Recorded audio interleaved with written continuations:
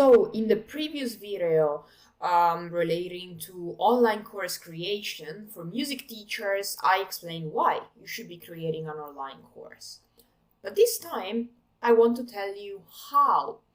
Now, the how involves many different things.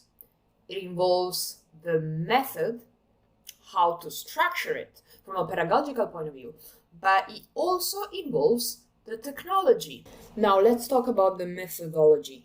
First of all, let me say that as teachers, we are in a position of advantage because we already know how to structure a curriculum, whereas other online course creators don't know how to do so.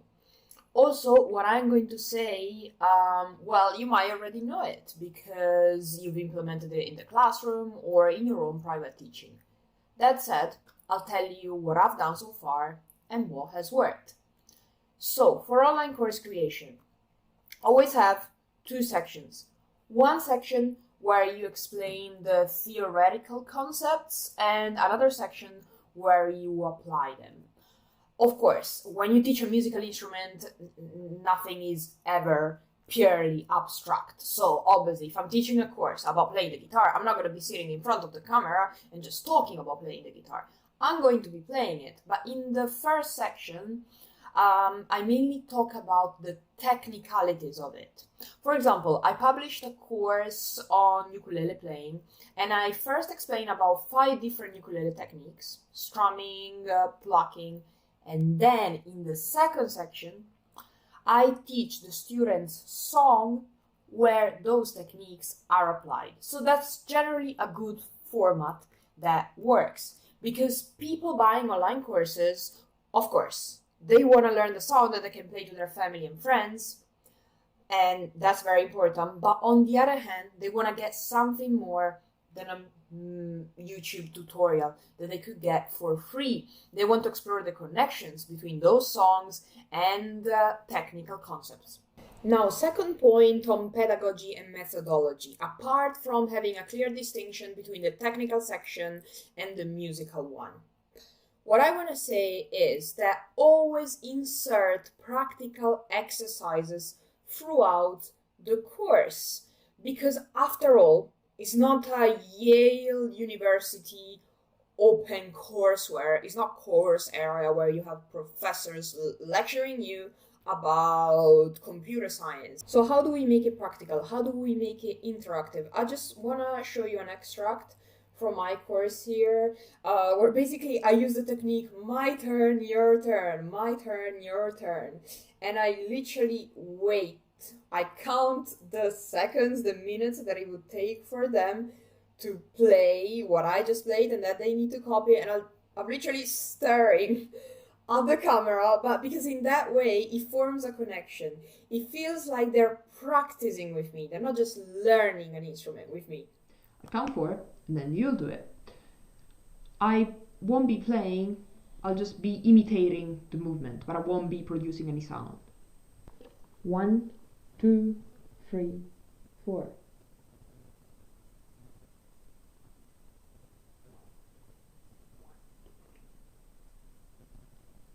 In terms of the second how of online course creation, the technological how, there are 2 main questions that you should be asking yourself. Who is the course for, and consequently, should I choose a certain platform that best suits the audience? Now, as you can see, I'm not going to go off on a tangent about cameras and video editing software here, because there's tons of information on that online. You don't need me for that. I mean, yeah, you can contact me and ask him which magic video editing software I'm using here. I mean, it's not even an expensive one, as you can tell. But the point is, I want to talk about the different platforms out there where you can publish your online course. First question, who is it for? Is it for your existing students so that you can provide them with extra material to practice and with new things to learn? Okay, so if your answer is yes, now you need to answer this second question. Do you already have a website? If your answer to that is yes as well then integrate your course within your website. Whether you have Wix or Squarespace or Weebly, whatever you have, it's pretty easy to embed videos into your website and to then use them as part of the course. It's pretty easy to generate buttons as well, that when you click them, you can download PDF files. However, there's one question here. How are you gonna sell it? Like, yeah, you can put the material on your website for your students, but how are they gonna pay for it? Or even if you're not selling it, how do you make sure that it's exclusively for them, not that any person that comes across your website can access it? Okay, with most basic plans, for example, I have the cheapest Squarespace plan. The easiest way is to first create an extra product on Buy Me a Coffee. You can sign up to Buy Me a Coffee. It's basically a page where you can sell your digital products. It's free to sign up. It's for content creators. Anyway, create the extra product on Buy Me a Coffee. Then, when people purchase it, make sure that they receive the link to the page of your website where you have embedded the videos and the PDFs. On the other end, on your website, make sure that that page is password protected. So, they go and buy me a coffee, they buy the course, the confirmation message they receive after their purchase is the web page URL and the password to access it, where you will have embedded the videos and where you will have the different buttons to download the PDF resources. Now, there's one more thing here. On the videos, I suggest getting a Vimeo subscription. And if you are a student, actually, you can get an education discount. Why? Because with Vimeo, unlike YouTube, you can embed the videos onto your website without including the logo, if you're a paying subscriber, that is. And you won't have ads, or rather your students won't have ads. So yes, there is a cost to it, but hopefully you can cover it with your course sales, and hopefully you make more money, and paying the Vimeo will be worth it. Now, those of you that do not have a website or that are not creating their course for their existing students, maybe they're creating a course to diversify their offering or because they want to get new students through the pre-recorded course. Well, thanks for bearing with me. Okay, so here is what I suggest for you. Whether you're creating the course to get new students, okay, or to diversify your offering, or whether you're creating the course for your existing students but do not have a website yet, well, then I suggest using an online course marketplace platform. That means that it's basically like a supermarket of online courses. They host your course for you. Yes, they take a percentage out of your sales, but it saves you the pain of creating a website and embedding the videos. So what are your options? Okay, first of all, I must say that I haven't been very successful at selling courses on course marketplaces to complete strangers or to people that would have then become my students. Okay, no, I haven't been successful in that, but I do have knowledge of the different course marketplaces. Okay, so if I was a general e-learning advisor, telling you, how to create and sell your online course, well, then I would tell you, go to Udemy, the most famous courses supermarket platform out there. But here we're talking about music, right? We're talking about music teachers. So I suggest you take the road less traveled. Might not bring you instant rewards, but I think it will bring you quality customers rather than quantity.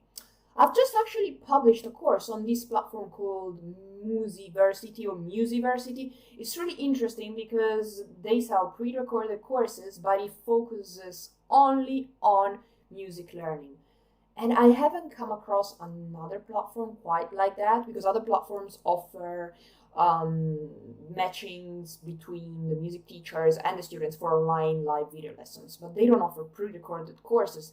They exclusively focus on music. The other platform I recommend that is not entirely dedicated to music, but it's not a computer science platform.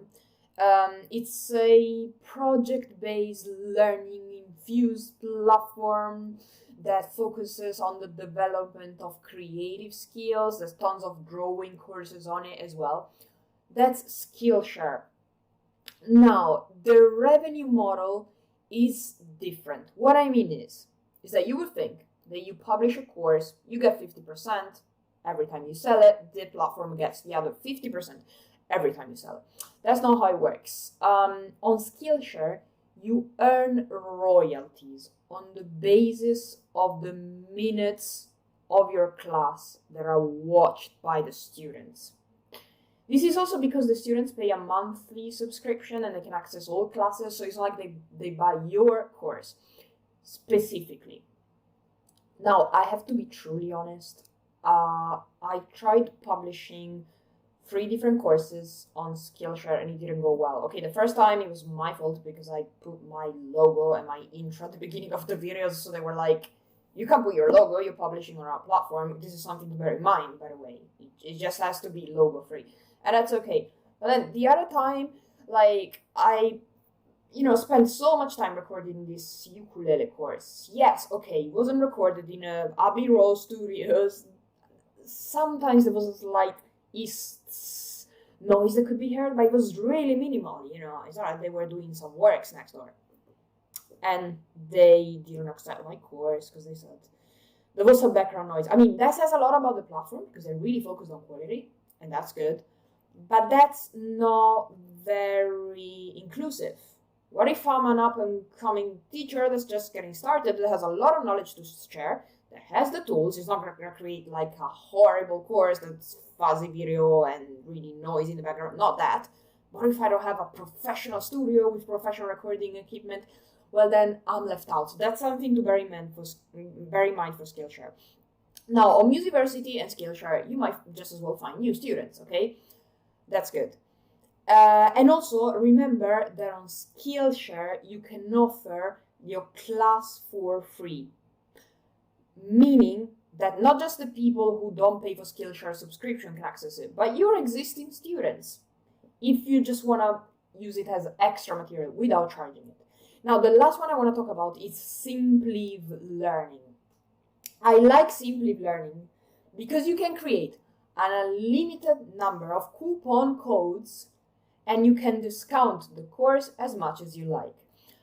This is not a platform that specializes in music, but the good thing is, if you have existing students, right, publish a course on Simpliv.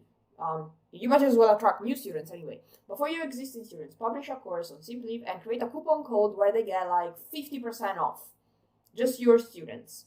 So you don't have a website, they're hosting the course for you, and your students get the extra discount. That's all for today. It was quite a lot to take in, for me as well.